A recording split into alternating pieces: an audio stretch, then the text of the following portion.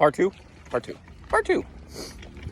All right, we get into our Saturday action where I saw Duke absolutely cream Syracuse. Duke going up 3-2 on the season, and so is Syracuse. But yeah, Duke came out, scored early, took care of business, and just kind of let Syracuse think about it. I ain't gonna lie, this was definitely not the one that I was paying a ton of attention to. Really, once I saw, it get to 24-0 by the half, or 24-3 by the half, I was not expecting much, and I guess that's what I got. For Syracuse, Ricky Collins, 24-38, 229 yards, and an interception. Yasin Willis, 11 carries, 63 yards. Jonte Cook, 8 receptions, 84 yards. Emmanuel Ross, 5 receptions, 57 yards. Justice Ross Simmons, 2 receptions, 24 yards. And Darrell Gill, 2 receptions, 19 yards. And now we go to the Duke side. Darian Mensah, 22 for 28, 268, and 2 touchdowns. Nate Shepard, 15 carries, 168 yards, and 2 touchdowns. Travis Bates, 5 for 44. And Anderson Castle, 10 for 42 and 1. Through the air, Cooper Barkate, 4 for 72 and 2 touchdowns. Quayshawn Brown, 5 receptions, 64 yards. Shamir Higgins, 5 receptions, 59 yards. And Nate Shepard, 4 receptions for 33 yards. Like I said, Duke really just took care of business. Got it up out the way, continued to score to really lengthen the amount that they won by. Winning by 35 eventually. Like I said, Duke looks pretty well ready for the rest of their season. Syracuse, just another game. I mean, honestly, I really would, if I were a Syracuse fan, I really wouldn't be thinking a whole ton about one of those games. I really feel like you talk about island games, all the yada, yada, yada. Duke was really just having a game. Sometimes it could just be matchup based, and you just have a really poor matchup against the offensive play calling and scheme. And yeah, it is up to the defensive coordinator, but sometimes in college, there are certain teams that run what they run, and there is no way around it because it's their identity. Now we go to another game. A 2-2 Pittsburgh, a now 2-2 Pittsburgh lost to a now 4-0 Louisville, 34-27, which sets up well for Louisville's next week's matchup, I believe. I forgot who they're up against, and I'd have to do the research, and I will be doing the research to make sure I choose the proper games again. But in this contest, Louisville held out against Pittsburgh. Pittsburgh coming off the backs of the backyard brawl. It was a very fun game. I ain't gonna lie. This was a game I was paying a lot more attention to because there was a lot more action happening. The teams were actually responding to each other. Miller Moss, 33 for 51. 33 of 51. 339 yards, 3 touchdowns, 1 interception, and a rushing touchdown. Duke Watson, 14 carries, 47 yards. Isaac Brown, all banged up, very banged up, honestly. He had a big ankle brace, or the big tape spat. He was very banged up and actually missed parts and portions of the game, but they threw him back out there in certain moments to help get a first down or help give a physicality element to their team. 14 for 20. Through the air, Chris Bell, 10 receptions, 135 yards, and a touchdown. Colin Lacey, 8 receptions, 95 yards.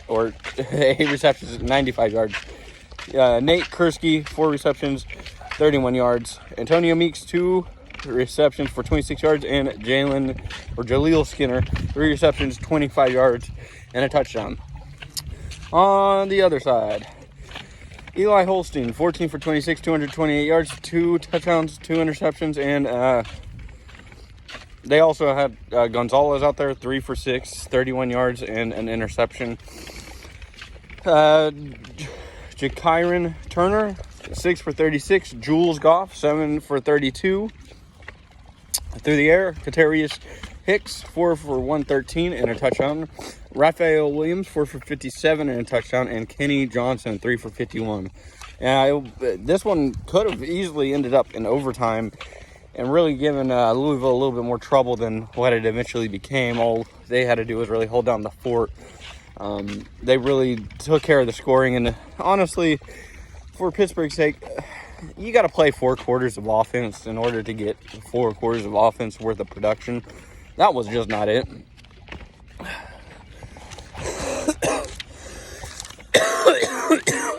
This next game was boring, very boring. 6-3, San Diego State against Northern Illinois. Northern Illinois falls to 1-3, and San Diego State is now 3-1. Coming off the backs of whatever they did to Cal, San Diego State decided, let's have a classic 6-3. Jaden Denningle, 13 for 20, 110, and 2 interceptions. Lucky Sutton, 17 for 88. Christian Watson, 12 carries, 22 yards. Jordan Napier, 4 carries, 22 yards.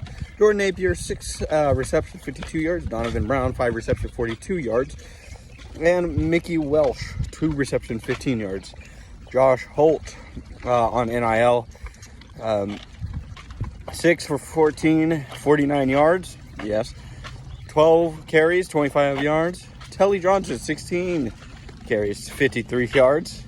Shavon Wright, 10 receptions, 27 yards, and the only receiver that had any amount of yards because he had most of those yards, Diari Rogers, 5 receptions, 51 yards. That was a pretty quick and easy game because nobody put up stats on Northern Illinois, and San Diego State said, if you want to play that way, we'll let you play that way. We move on.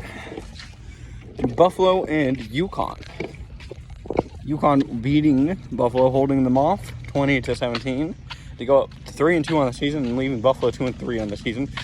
I will give the admittance of Buffalo was rolling out their second-string quarterback, and Gunnar Gray, who had 17 for 29, 125 yards and a touchdown. Lamar Sperling, 9 carries, 106 yards and a touchdown. And Al J. Henderson, 24 carries and for 63 yards. Victor Snow, 7 receptions, 74 yards. Patrick Clax the third, 4 receptions, 26 yards. And Al J. Henderson, 3 receptions for 18 yards. On UConn, Joe Fagnano, 11 for 31, 155 yards, a touchdown. 66 carries for 65 yards. On the ground, 15 for 55 and a touchdown. And Oliver Lundberg Coleman, 5 receptions, 31 yards. Skylar Bell, 6 receptions, 54 yards and a touchdown. John Nader, 3 receptions, 28 yards. Juice Vereen, 2 receptions, 28 yards. And Shamar Porter, 3 receptions and 24 yards. UConn did pretty much what they needed to do to come squeak out a victory and move on with their season. It was a very close game, but in the end, I wasn't expecting a whole ton out of Buffalo. They've been kind of bland this year on offense, but their defense has been pretty solid at keeping them within games, which is exactly what I expect, and this was no different. I believe I only have a very few handful of games left. So I'm going to split this one off after this one. And do the last couple on the last one. Tulsa versus Tulane. Tulane goes to 4-1 on the season with a 34-14 victory. Tulsa, a week after beating Oklahoma State and getting Mike Gundy fired, loses 2-3 now on the season. Pretty much like every other time they met.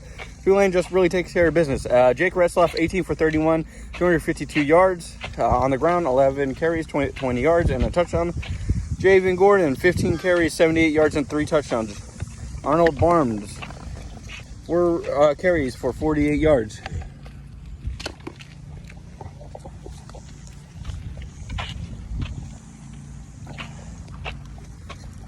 Amari Hayes, 4 receptions, 89 yards. Chaz Preston, 5 receptions, 54 yards. Bruce Bohannon, 3 receptions, 42 yards. And Anthony Brown Stevens, 2 receptions, 32 yards. We go to Tulsa, Baylor Hayes, 18 for 37 and 1 touchdown, 1 interception. Dominic Richardson, 14 carries, 48 yards. A.J. Allen, 10 carries, 45 yards. Grayson Tempest, 2 catches, 84 yards. Brody Foley, 1 catch, 72 yards and a touchdown. Zion Steptoe, 3 catches for 26 yards, and Richardson, 3 for 19. All right. Look at that. Tulsa really fell apart. Their offense is right now at the point of being mildly inconsistent, while their defense is trying their hardest to give the offense an opportunity to be consistent. All right, I'll be back for the final 3 or 4 games, which will be a very shorter video by comparison, but be right back.